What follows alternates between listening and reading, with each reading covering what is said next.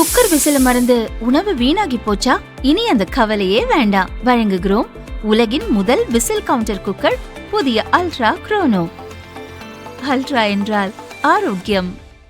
முதல்வர் விஜய் பற்றி அவதூறாக பேசிய வழக்கில் திமுக முன்னாள் அமைச்சர் அனிதா ராதாகிருஷ்ணன் கைது செய்யப்பட்டார்.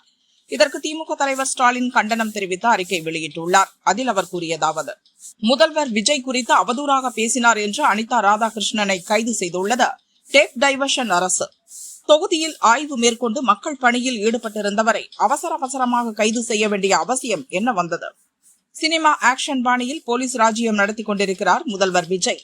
கூட்டு பாலியல் வன்கொடுமைக்கு உள்ளான பெண்மணி திருவைகுண்டம் தாவேகா எம்எல்ஏ மேல் கூறியுள்ள புகாரில் இதுவரை எந்த நடவடிக்கையும் எடுக்காத தூய சக்தி ஆட்சி அந்த வழக்கில் ஏன் இந்த அவசரத்தை காட்டவில்லை?